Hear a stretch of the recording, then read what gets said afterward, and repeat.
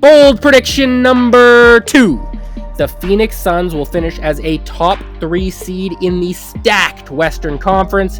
They're currently projected by Vegas to finish 7th.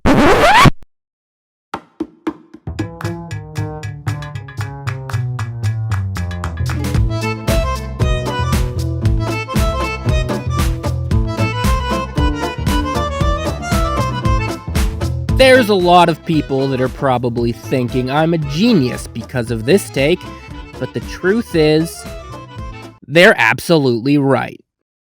You might ask what my other predictions were, and to that I'd say to shut your goddamn mouth.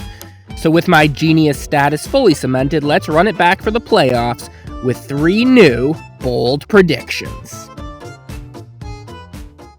Bold prediction number 1, Nikola Jokic will average a 30-point triple-double throughout the postseason. That's right, in Jokic's MVP year where he posted the best numbers of his life, I think he's going to get even better in the postseason, and there's a very simple reason for this.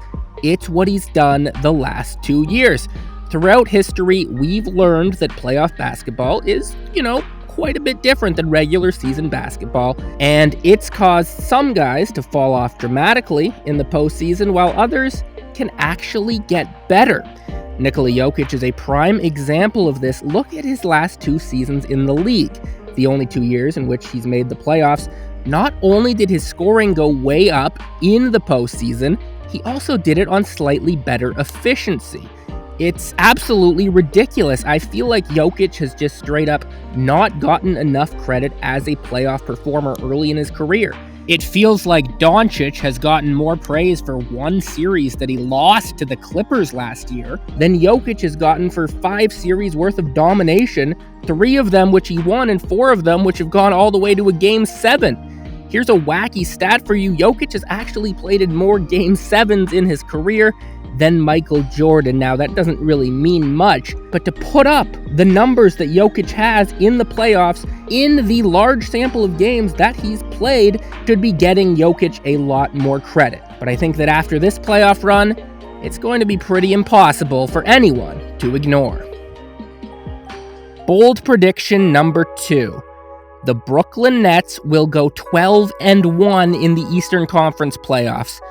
I get it. It's been a great season for the Sixers. The Bucks are still really good, and the Heat, they made the finals just last year. Meanwhile, the Nets have barely played together all season, have been battling injuries seemingly every week. They're a newly constructed team, and they don't even have a top 20 defense this season. And it's actually all of these reasons why I don't think anybody has a shot in the East. I mean, think of it. Despite all of these things, the Nets still finished 2nd in the East at 48-24.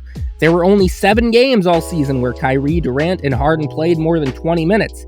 They lost the very first game they all played together, and ever since, 6-0. We're learning more and more every year how little the regular season actually matters, and I think this entire postseason is going to be exhibit number 1. I mean, just go look at the West. There is a very, very good shot that the Western Conference Finals does not feature a top 3 seed. At the end of the day, talent trumps all. There are certain teams that I do think fit playoff-style basketball very well. Look at a team like the Knicks. They play with the slowest pace in the league and are exactly that kind of physical team that loves the way the games get officiated in the postseason. And as much as I wanted to pick them to make any sort of a run this year, they just don't have enough talent to deal with even the Sixers, never mind the Nets. And at the end of the day, the Nets have twice the talent of anybody in the East. I really, truly don't see them losing more than a game. Bold prediction number 3. Listen, the only thing I got right in my first video was hitching my wagon to Chris Paul and the Pheonix Suns. And who am I to turn my back on them now? I'm going to pick them to beat the Lakers in the first round. I mean, listen, if Jeff Wall were to come point a gun to my head and told me to pick this series, would I actually take the Suns? Yes, because despite looking like the head of a Russian mafioso gang, Jeff is actually a giant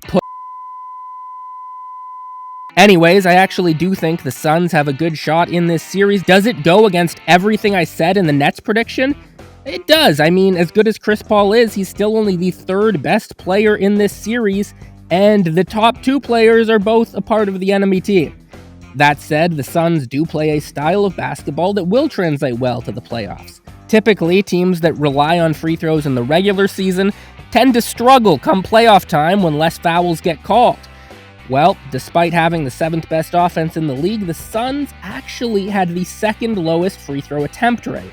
They also had the 7th slowest pace in the league, so should have no problem adjusting to the playoff tempo.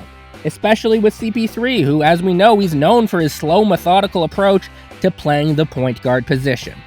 I also don't think the Suns match up that poorly against the Lakers. Don't kill me. I just think that some other teams in the West might have more trouble.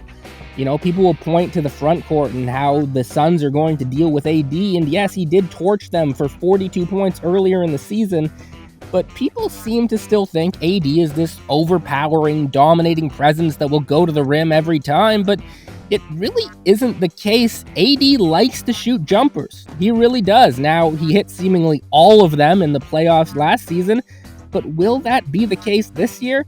If it is, then yeah, you're right. The Suns don't have a shot. But if AD's jumper isn't quite falling right, and LeBron James isn't 100%, which he sure doesn't seem to be, I think the Suns got this.